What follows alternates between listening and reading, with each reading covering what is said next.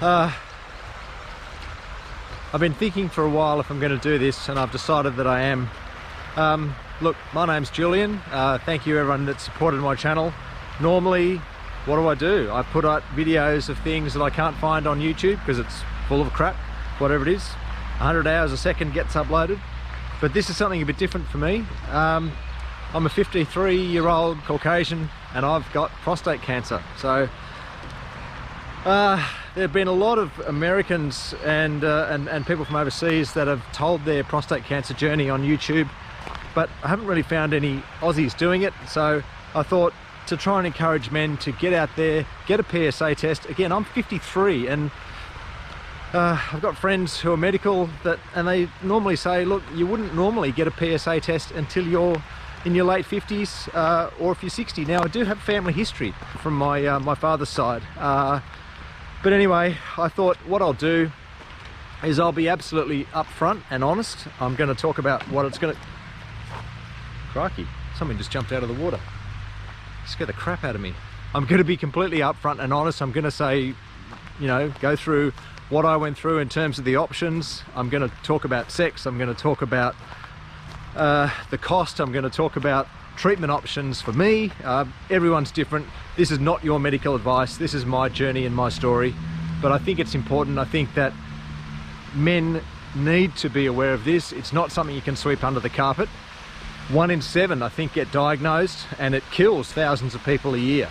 So why did I get a PSA test at 53 when all the medical advice says don't get one until you're in your late 50s or 60s? Well, long story short, a school friend of mine died earlier this year from prostate cancer. Now, he was a pilot, and pilots do have, I believe, a higher chance of radiation, gamma radiation, because they're exposed at high altitudes. Don't know if there's much truth to that, but I remember reading that ages ago. So that was 3rd of April. I booked myself in for a GP appointment and said, look, this is the story. A friend of mine's died of prostate cancer. I want to get a PSA test. And he went, oh, okay, not a problem. So got a bulk bill PSA test on the 5th of April. That came back at 3.1. Now, the mean for my age of 53 should be 0.7. So 3.1, the GP rang me and said, look, you know, yeah, you're a cyclist, that can sometimes elevate PSA and can elevate creatinine and other things like that. Why don't we get another PSA test? He said, I'm not concerned, but let's get another one. Give it a couple of weeks and just see if it was an aberrant, erroneous reading, like a fluke. And anyway, so 2nd of May, I got another PSA test, 3.7 this time. So, okay, it's going up, not going down. I'd stayed off the bike and I'd probably ride, you know, I'm not super crazy, I'd probably ride 100, 150 Ks a week, and I'd do some other sports as well. Anyway, so I'd stayed off the bike for a couple of days, so normally pressure on the perineum can increase your PSA, I believe, unless I've got that wrong. But that wasn't the case this time, so genuinely PSA was going up. So what happened? After that, 5th of May, this is 3 days later, I had an appointment with a local urologist, really lovely guy. And basically, he stuck a finger up my bum and said, look, your prostate's a little bit firm. He said, I'm not concerned, but even though I'm not concerned, why don't we get an MRI? And he said, now this is a little hack for men in Australia. If a specialist orders an MRI, it can be bulk billed. If a GP orders an MRI, you've got to pay for it. So that's really not fair, and apparently it's to stop all the GPs over ordering tests, but I think really this is a pretty required test. Anyway, got the MRI result back on the 10th of May. The initial scan result showed nothing at all, and then apparently they applied another filter, had another look at the scan result and said, we'll have another look and another reinterpretation. And there was a 17mm lesion, and that 17mm lesion was enough to prompt the same urologist in Sydney, same urologist in Newcastle, I apologise, to prompt me to get a biopsy. So that 17mm lesion basically gave me a statistical chance of 88% of having cancer. Now, that was on the 17th of May. That prompted a cystoscopy, where they stick a camera up your penis and have a look inside your bladder, make sure there's nothing wrong in there. That was all fine. And also a biopsy, where they go in through the perineum straight up your crack between your anus and your scrotum, and they have a dig around. Now, he took 24 cores inside my prostate, so really stirred it up. And basically what happened from that, he actually said to me, he said, now you might notice a bit of blood. He said, stay off the bike for a couple of days, you might notice a little bit of blood in your urine, and you might notice a little bit of blood in semen. Now, a little bit of blood in semen, he should have qualified that, because let me tell you, the semen came out like red tomato sauce. I've never seen anything like it. It scared the absolute crap out of me. And I said, mate, if you're going to tell people there's going to be a bit of blood in semen, what you might want to say is there's going to be a little bit of semen in your blood, because everything's been stirred up and chewed up by the biopsy needle, and it really was extremely concerning. But if he'd told me about it beforehand, I wouldn't have been so worried. Anyway, so on the 9th of June, I met with the urologist, the Newcastle urologist, and basically he said, mate, you've got cancer. I had a Gleason score of 3 + 4 = 7, and he said, look, it's slow growing, but it's there. What do you want to do? At that stage, my family and I were going overseas for 3 weeks. He said, look, this thing's not going to get you. Now, the first thing he said to me, which was really comforting, he said, no matter what happens, we'll get this cancer, we'll get this tumour, don't worry about it. You're going to have the same life expectancy as anyone if you act on it. So he said, go overseas, enjoy your holiday, come back, we'll make a decision. Anyway, so he said in the meantime something that was also comforting. He said, look, don't believe me just because I'm a, you know, all-seeing, all-knowing specialist. Go and get other advice. If everyone says the same thing to you, then you know it's going to be the truth. So I did. I got a referral for a radio-oncologist. So you've got 2 treatment options. You've either got radical prostatectomy, which I'm sure people know about, and you've also got radiation treatment. Now, look, I'm just a dumb engineer. I'm not a doctor or a medical specialist, but you learn a lot on the way, I can tell you. And radiation, essentially, look, radical prostatectomy, they cut the prostate out. The risk there is incontinence and impotence, both of which are pretty dire. So everyone suffers from incontinence at least for a while. It can be a few weeks, it can be a few months, it can be some leakage even at 1 year. But again, those statistics are skewed because I'm 53, and this prostate cancer normally applies to men in their 60s or early 70s who may start to develop incontinence problems anyway. But what the radio-oncologist said, and he's a local Newcastle professor, very smart guy, really nice actually, he said, look, I'm not going to touch you with a barge pole. He said, the risk of me giving you a cancer is higher than the risk of you dying from the cancer you've already got. He said, the risk of me giving you cancer is about 2%. He said, the cancer you've already got, we can get it. Surgery will get it. So he said, do not consider radiation as a treatment option for basically what you're going through as a 53-year-old male with a Gleason score of 7 with a multifocal cancer. So that was that. So anyway, we had 3 weeks overseas. My wife and I talked about it, and basically the decision that we'd made, and she supported me, was that active surveillance is probably what I should consider. So I saw the urologist and said, active surveillance, you know, that's what I think is, you told me that this thing is small and slow, a bit like me, that's what I want to do. He said, I need to tell you, I need to preface the conversation by saying that that goes against or contravenes medical advice. Now, he has to say that because his medical insurance tells him that he has to say that.